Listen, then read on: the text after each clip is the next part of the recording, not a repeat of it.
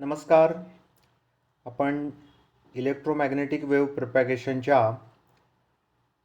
6व्या युनिटसाठी बनवलेल्या दुसऱ्या लेक्चरकडे जाऊया. पहिल्या लेक्चरमध्ये आपण हे बघितलं की इलेक्ट्रोमॅग्नेटिक वेव्ह ही ट्रान्सव्हर्स कशी असते, त्याचे काय कंपोनंट्स असतात, magnetic field vector, electric field vector, त्याची direction of propagation, and also we have seen the effect of environment on the propagation of these waves. Now in this lecture we will see various types of these waves that depend upon the propagation of the waves. We know that waves travel in straight lines except where the earth and its atmosphere alter their path. आता अर्थ कसं alter करणार, तर त्याच्यासाठी reflection होईल. आणि atmosphere कसं करणार, तर ॲटमॉस्फिअर आपण बघितलं मागच्या सेशनमध्ये की atmosphere alter the path using the phenomenon reflection, refraction as well as diffraction. They propagate by means of so-called space waves. Now there are three types of waves whose discussion will be now in line with the flow.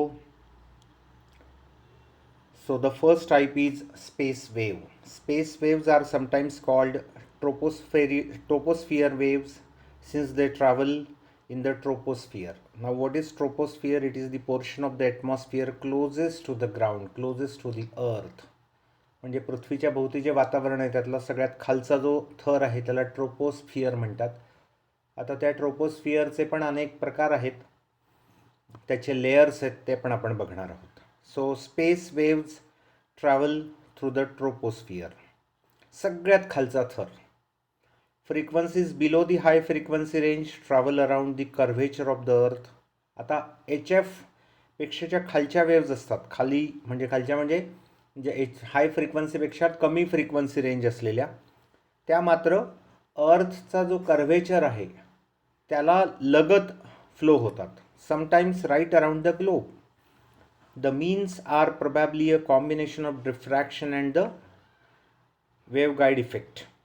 These ground waves or surface waves as they are called are one of the two original means beyond the horizon propagation. Beyond the horizon म्हणजे काय, आपल्याला समजा समोर काहीतरी एक टोक दिसतंय, त्याच्याही पुढे अनेक किलोमीटर ही वेव कशी पोचते, कारण ती पृथ्वीचं कर्वेचर जसं जसं गोल आहे आणि जसं जसं त्याला कर्व आहे तशी तशी ती वेव फ्लो होते. म्हणून waves in high frequency range and sometimes above and below are reflected by the ionized layers of the atmosphere and called sky waves. आता हाय फ्रिक्वन्सी रेंजमधल्या आणि त्याच्यापेक्षा जस्ट खाली आणि वर असलेल्या, म्हणजे थोड्या हाय फ्रिक्वन्सीपेक्षा थोड्या जास्त फ्रिक्वन्सीज असलेल्या वेव्ज ज्या आहेत त्यांना स्काय वेव्ज म्हटलं जातं, कारण ट्रोपोस्फिअरच्या वरचा जो लेअर आहे आयोनाइज्ड लेअर, त्यातनं त्या रिफ्लेक्ट होऊन परत येतात. Such signals are beamed into sky and come down again after reflection, returning to the earth well beyond the horizon. म्हणजे पृथ्वीच्या अगदी दुसऱ्या टोकाला पण जाण्यासाठी म्हणून या स्काय वेव्हचा उपयोग होतो. To reach receivers on the opposite side of the earth, तेच मी आत्ता म्हटलं. It should be mention that neither surface waves nor sky waves are possible in space or on airless bodies such as moon. आता हे जे सगळं reflection वगैरे आहे, सरफेस वेव्ह म्हणजे ग्राउंड वेव्हचं, आणि आत्ता आपण विचार करतोय त्या स्काय वेव्हचं, हे कशामुळे शक्य आहे? आयोनाइज्ड लेयर्समुळे. तर आता हे चंद्रासारखं वातावरण असणाऱ्या ग्रहांवर हे शक्य होणार नाही. आता ही डायग्रॅम आपल्याला दाखवते तिन्ही प्रकारच्या वेव्ज. सगळ्यात खाली पृथ्वी आहे. Just near to the earth layer there is a surface wave or ground wave, right? It flows just close or very near to the earth surface. Just above that in the troposphere portion of the environment there is a space wave. आता space wave ही सरळ रेषेमध्ये flow होते हे दाखवलं आहे. And what about sky wave? Sky wave is beamed high into the sky, म्हणजे ती आकाशामध्ये beam केली जाते and because of certain layers of the atmosphere, ionised layers of the atmosphere, it gets reflected आणि त्यामुळे खूप दूरपर्यंत स्काय वेव्हचा रीच असतो. Now let us see all these waves one by one. Ground waves progress along the surface of the earth, that we have seen previously, and it must be vertically polarized to prevent the short circuiting. जर ते vertical polarization नसेल तर मागे आपण जसं बघितलं तसं त्याच्या जर टिल्ट असतील तर त्या टिल्ट शॉर्ट सर्किट होऊ शकतात. अशा पद्धतीच्या tilt, a wave induces currents in the ground over which it passes and thus loses some energy by absorption. There is another way in which the surface wave is attenuated. Because of the diffraction, the wave front gradually tilts over as shown in the next figure. आता पुढची जर आपण figure बघितली तर त्या tilting इफेक्टमुळे काय होतं आहे बघा. ग्राउंड वेव्ह म्हणजे सरफेस जो आहे तो गोलाकार दाखवला आहे. On the left hand side the wave front is quite vertical to the earth, right? But as the wave moves further, there is a difference in the density of the environment, and due to the difference in the densities this wave front gets tilted. Tilted म्हणजे आता ते exactly perpendicular नाही राहत आहे तर त्याचा काही ना काही अँगल होतोय आणि त्यामुळे हळूहळू ही ग्राउंड वेव्ह पृथ्वीला जेव्हा ती पॅरलल होईल तेव्हा due to short circuiting the total wave gets died down. असा एक परिणाम सरफेस वेव्ह किंवा ग्राउंड वेव्हचा असतो.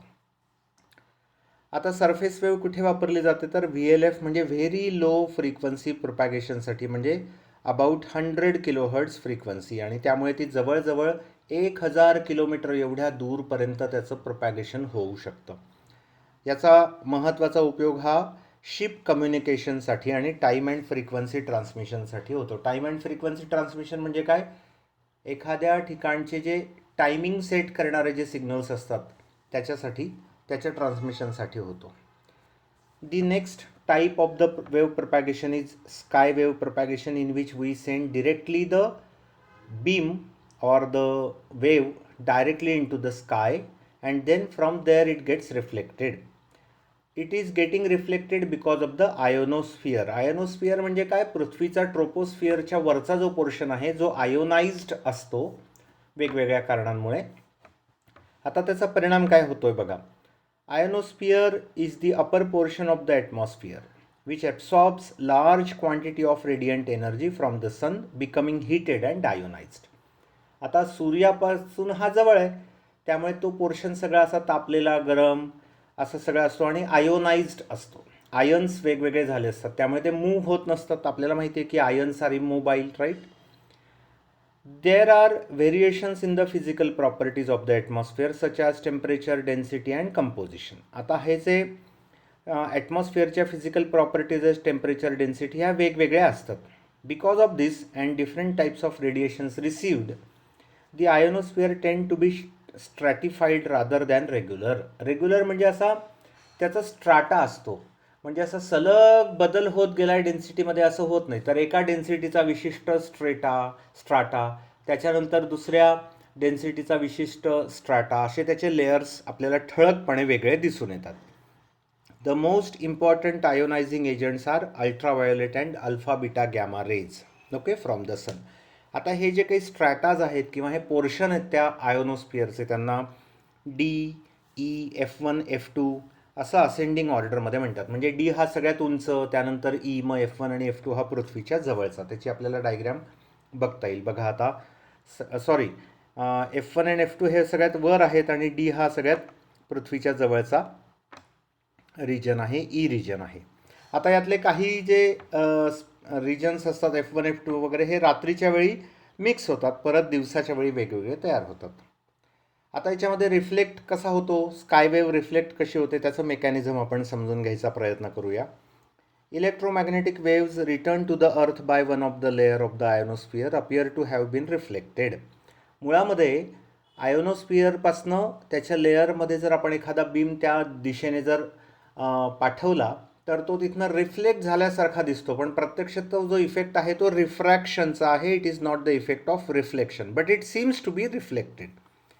If the rate of change of refractive index per unit height is sufficient, the refracted ray will eventually become parallel to the layer.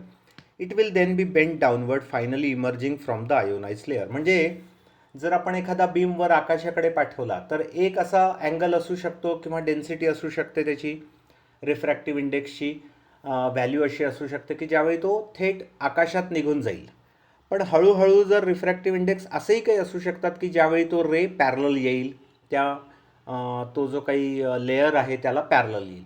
आणि जर आपण विशिष्ट फ्रिक्वेन्सीचा आणि अँगलमधनं जर तो रे पाठवला तर तो रिफ्लेक्ट होऊन परत पृथ्वीवर येईल. So some absorption has taken place but the wave has been returned by the ionosphere असं आपल्याला लक्षात येईल. आणि मग अशा वेळी ती जी डायग्रॅम आपल्याला दिसते ती डायग्रॅम पुढे आपल्याला बघता येईल. त्याच्यामध्ये वेगवेगळे टर्म्स आलेले आहेत, त्यांचाही आपण आता अभ्यास करूया. The virtual height of an ionosphere layer is the best understood with the aid of the next figure. This figure shows that as the wave is refracted, it is bent down gradually rather than sharply. काय होतं, आपण एखादा beam हा पाठवला की तो sharply परत यायच्याऐवजी, जसं आरशापासून एखादा लाईट शार्पली परत येतो तसं व्हायच्याऐवजी तो काय करतो, हळूहळू बेंट होऊन खाली येतो, म्हणजे कर्व्हेचर येतो. However, below the ionized layer, the incident and refracted rays follow path that are exactly the same as they would have been if reflection had taken place from the surface. याचा अर्थ परत आलेला जो waveform आहे तो जणू काही reflect होऊन आला आहे अशा पद्धतीने आपल्याला दिसू शकतो. If the virtual height of the layer is known, it is then quite simple to calculate the angle of incidence required for the wave to return to the ground. आता या डायग्राममध्ये आपल्याला बघा, लेफ्ट हँड साईडला जो ray आहे it has been beamed high in to the sky. Now because of the ionized layer and below that there is a varied density layer, this beam is getting bent and after bending it returns and it comes back to the ground, right? But if you try to continue the actual path of the incident ray, then it will reach up to the high end and from there it seems to be reflected back to the earth.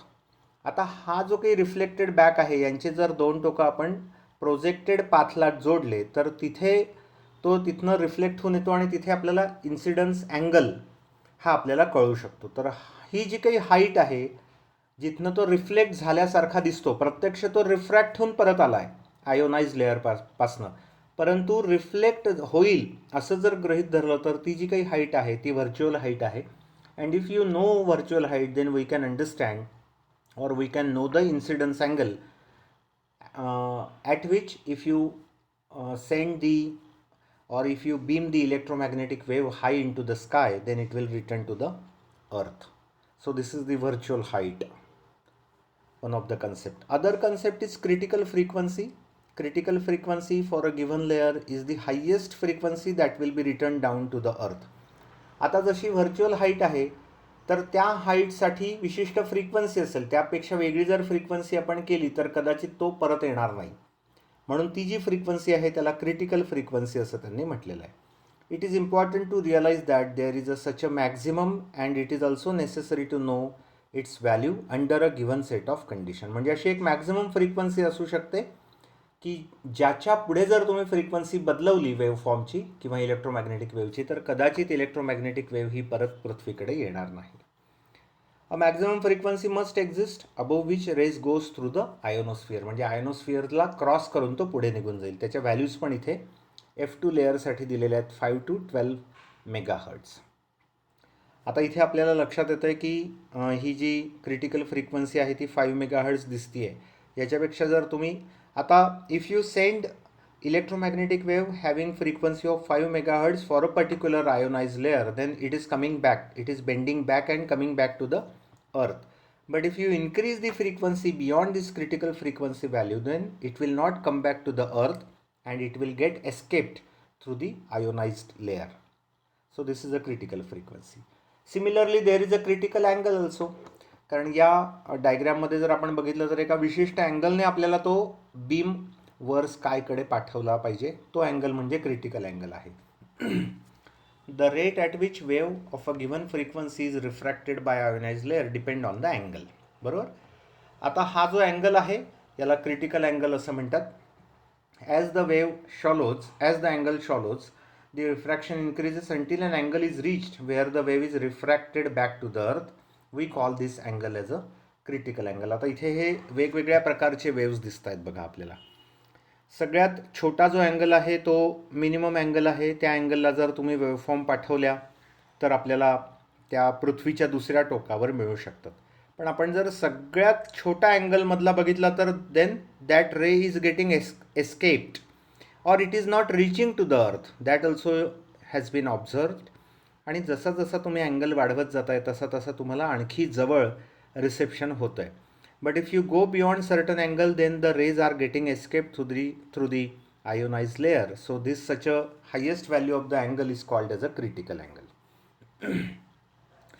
Again, there is a maximum usable frequency, which is also a limiting frequency, but this time for a specific angle of incidence. आता हे जे critical angle आणि critical frequency आहेत त्या एकत्र करून maximum usable frequency केलेलं आहे. So it is given by critical frequency upon cos theta, where theta is the incidence angle. तर आपल्याला याच्यामध्ये मॅक्झिमम युजेबल फ्रिक्वेन्सीची डेफिनेशन पण दिलेली आहे की ती विशिष्ट दोन पॉईंट्स, एक ट्रान्समिटिंग पॉईंट आहे आणि एक रिसिविंग पॉईंट आहे. त्या दोन पॉईंटमध्ये आपल्याला अशी कुठली मॅक्झिमम फ्रिक्वेन्सी आहे की ज्यामुळे या दोन पॉईंटमध्ये ट्रान्समिशन आणि रिसेप्शन होऊ शकेल, त्याची व्हॅल्यू त्यांनी मॅक्झिमम युजेबल फ्रिक्वेन्सी दिलेली आहे आणि त्याच्या व्हॅल्यूज पण त्यांनी इथे दिलेले आहेत. Another concept is called as a skip distance. The skip distance is the shortest distance from the transmitter measured along the surface of the earth at which a sky wave of fixed frequency more than critical frequency will be returned to the earth. That there should be a minimum distance may come as a shock. One expects that there must be a maximum distance as limited by the curvature of the earth, but nevertheless a definite minimum also exists for any fixed transmitting frequency. म्हणजे आपल्याला असं वाटतं की maximum किती डिस्टन्सपर्यंत ही wave receive होईल असं एक अंतर असलं पाहिजे. तर ते खरं आहे, परंतु मिनिमम डिस्टन्स पण असतं, म्हणजे ज्याच्यापेक्षा कमी अंतरावर तो सिग्नलच रिसीव्ह होत नाही. तर ते या फिगरमधनं आपल्याला कळेल. See there are 0, 1, 2, 3, 4, 5 and 6. 1, 2, 3, 4, 5, 6. 6 rays are escaping from the transmitting station. Out of that, one is the lower rays, 1 and then 2. These rays are going beyond much distance along the curvature of the earth. 3 number wave is also coming back to the earth. What about 4 and 5? If you increase the angle, then 4 and 5 rays are getting escaped from the ionized layer, right? Those are not coming back. Again, if you say change the frequency or if you increase the angle or decrease the angle, then ray number 6 is again coming back. आता हे 1 to 6 जे आहेत त्यांच्या frequencies कदाचित बदलवलेल्या असतील किंवा त्याचे angle of incidence बदलवलेले आहेत. आपल्याला असं लक्षात येतं की रे नंबर 3 जो आहे त्याच्यापेक्षा 1, 2 आणि 4, 5, 6 हे कोणीही ट्रान्समिटिंग स्टेशन आणि 3 पॉईंट याच्यामध्ये रिसीव्ह होत नाही. याचा अर्थ या दरम्यान जो कुठला रिसिव्हर असेल त्याला या ट्रान्समीटरपासून आलेले सिग्नल्स मिळणार नाही. So such a distance is called as a skip distance. Ray 3 is incident at an angle which results in its being returned as close to the transmitter as wave of this frequency can be. म्हणजे याची frequency तीच ठेवली आहे पण angle जर आपण बदलवत नेले तर रे नंबर 3 असा आहे की ज्याच्यापेक्षा आणखी अलीकडे आपल्याला आता रिसेप्शन होऊ शकत नाही. Accordingly the distance is the skip distance. It thus follows that any higher frequency beamed up at an angle of the ray 3 will not be returned to the ground. त्याच्यापेक्षा जास्त अँगलने जर आपण जर फ्रिक्वेन्सी त्या अँगलला जर कुठली हायर फ्रिक्वेन्सी आपण जर बीम अप केली तर ती मात्र परत येणार नाही. So it is seen that the frequency which makes a given distance correspond to the skip distance is called as is the maximum usable frequency for that pair of point. आता इथे maximum usable frequency skip distance आपल्याला लक्षात येतं आहे जे green आणि येलोने पण दाखवलेलं आहे त्यांनी. स्किप झोन आपल्याला इथे दिसतो आहे.